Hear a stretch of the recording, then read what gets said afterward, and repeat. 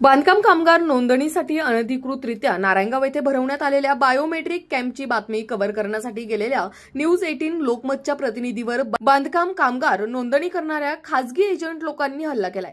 याबाबत बातमी केल्याबद्दल प्रतिनिधी सचिन तोडकर यांच्यावर हा हल्ला झाला असून सचिन तोडकर यांच्या गाडीची काचही फोडण्यात आली आहे। हा प्रकार झाल्यानंतर नारायणगाव पोलीस स्टेशनमध्ये सचिन तोडकर यांनी तक्रारही दाखल केली असून नेमका हा कॅम्प कशा पद्धतीने सुरू होता तसेच येथे नोंदणी करण्यासाठी आलेल्या कामगारांनी व नागरिकांनी नेमक्या काय प्रतिक्रिया दिल्यात याबाबतचा प्रत्यक्ष आढावा घेतलाय आपला आवाज न्यूज नेटवर्कचे कार्यकारी संपादक किरण वाजगे यांनी। पाहुयात।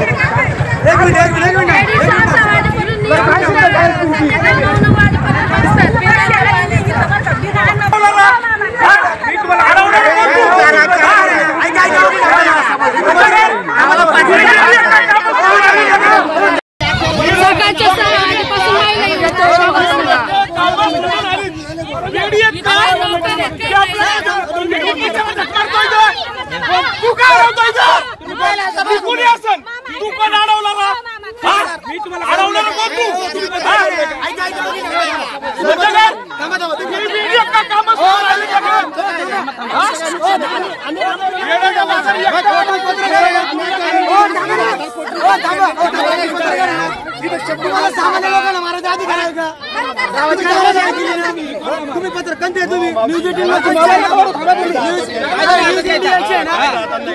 18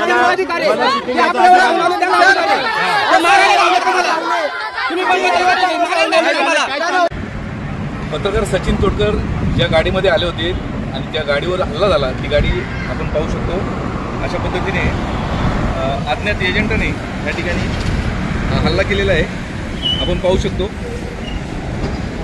अशा पद्धतीने हल्ला जो केला आहे त्या हल्ल्याचा सर्व पत्रकार बांधवांच्या वतीने मी जाहीर निषेध करतो। बांधकाम नोंदणी जी होती आहे सध्या नारायणगावमध्ये गेल्या अनेक दिवसापासून कॅम्प आहे, मागच्या वर्षी झाला, यावर्षी सुद्धा चालू आहे।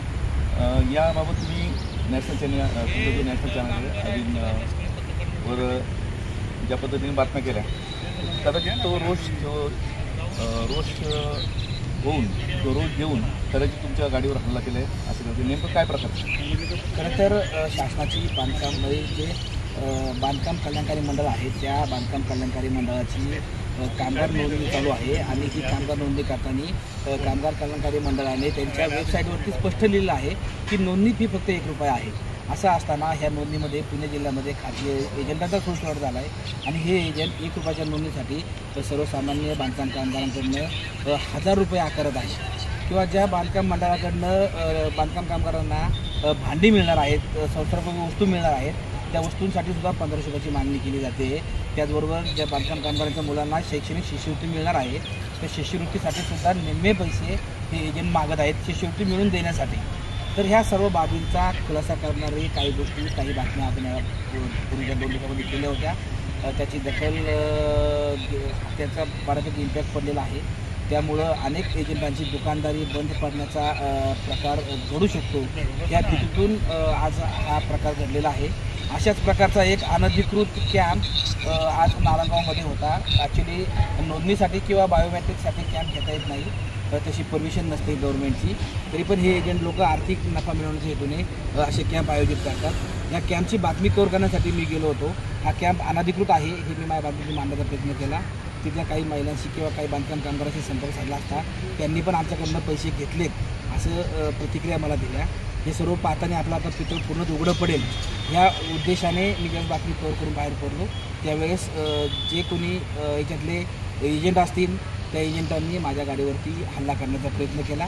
ह्यामध्ये मला वैयक्तिक काही दुखापत झालेली नाही किंवा माझा कोणाचा हात लागलेला नाही, पण गाडीवर हल्ला झाला तुम्ही त्याबाबतची कंप्लेंट किंवा मी त्याबाबतची तक्रार नारायणगाव पोलिसांना दिली आहे आणि ह्या सर्व प्रक्रियेमध्ये नारायणगाव पोलिसांचे जे पोलीस कर्मचारी आहेत, पोलीस अधिकारी आहेत, त्यांचा मला पूर्ण सहयोग मिळालेला आहे।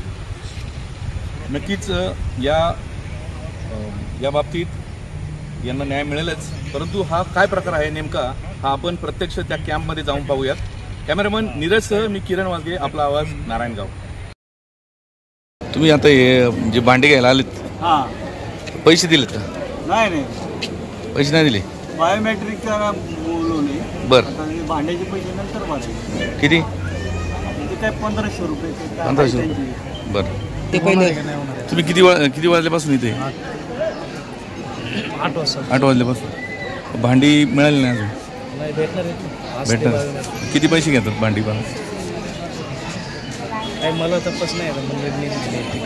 बरं, तुम्हाला माहिती आहे किती पैसे घेतात? काय पैसे नाही. पैसे भरले नाही, पैसे मागितले? पैसे तसे मागणी नाही केली आमच्याकडे. आता ते 2 जण म्हटले 3,000 रुपये मागितले. आमच्याकडे नाही केला. बरं बाबा, किती पैसे भरले? पैसे नाही भरले मेडिकलसाठी. बायोमेट्रिक. बरं, ताई किती पैसे भरले? नाही माहीत, तुम्ही आजच आलेत.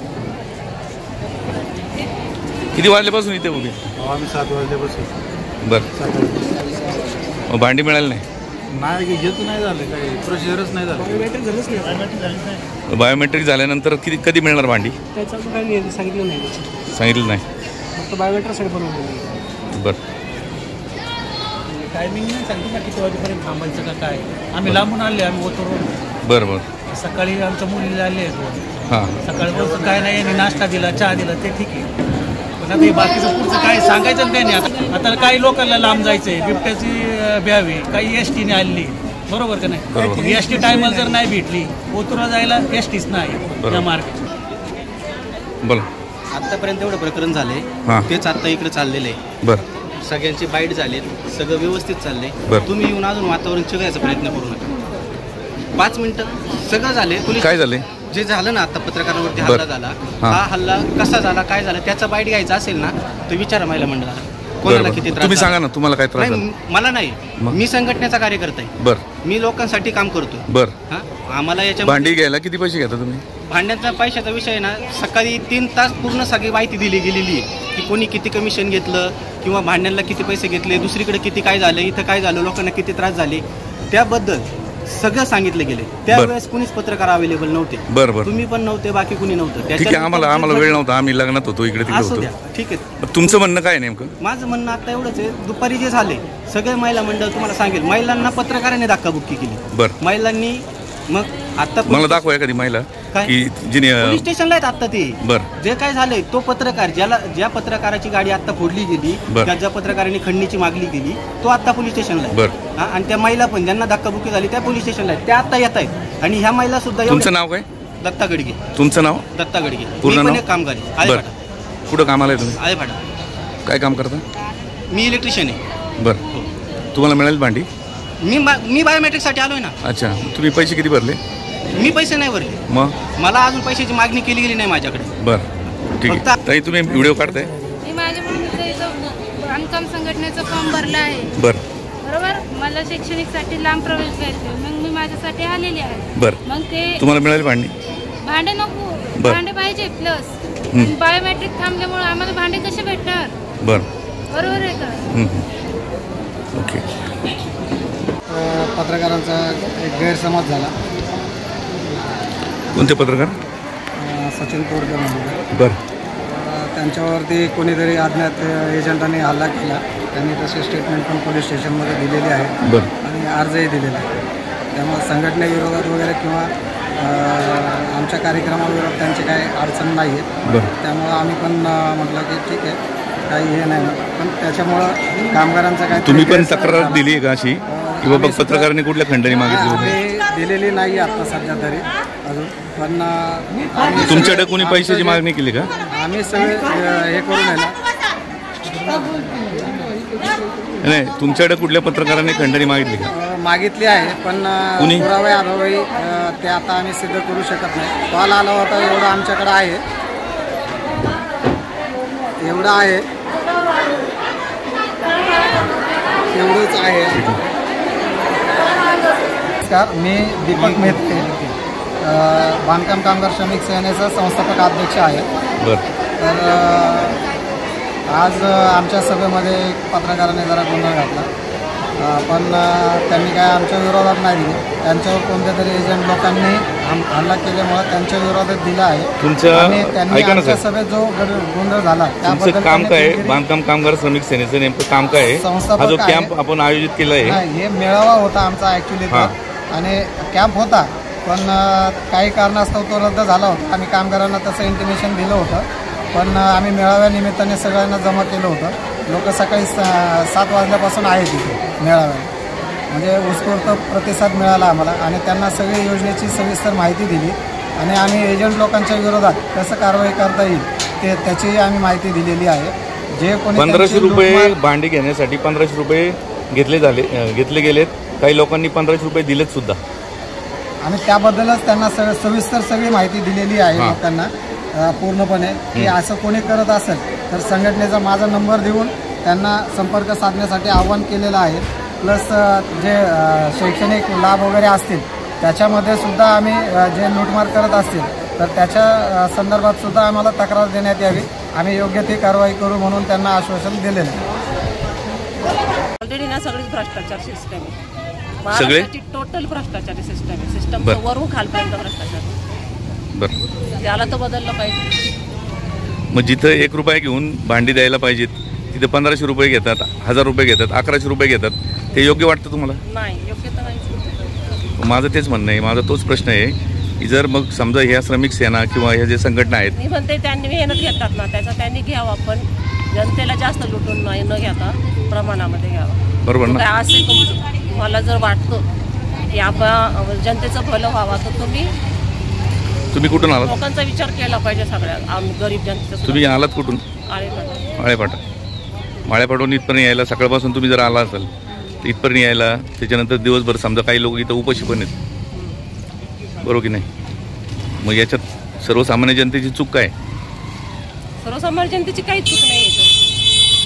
सर्वसामान्याची एकच चूक येते, विश्वास ठेवतो सगळ्यांना. कोणी बोलणार आहे ताई? तुम्ही किती वाजता आले त्या? आम्ही सकाळी 10 वाजता आलो. 10 वाजता. काय सांगितलं होतं तुम्हाला? आम्हाला सांगितलं होतं 10 वाजता या तुमचा कॅम्प चालू होईल. बरं, मग आता ही भांडी मिळणार आहे म्हणून तुम्हाला बोलवलं. हो.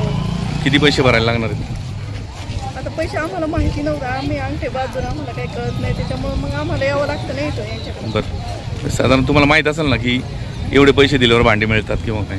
ऐकून आहे 1 रुपयात फॉर्म भरून भेटतो आणि भांड्यांना काही करता येत नाही असं ऐकून आहे. भांडी घ्यायला किती पैसे द्यायला लागतात? नाही, पैसेच द्यावं लागत नाही. नाही लागत ना, पण इथं तर घेतात. पण हे माहिती नसतं ना सर्वसामान्य जनतेला. बरं.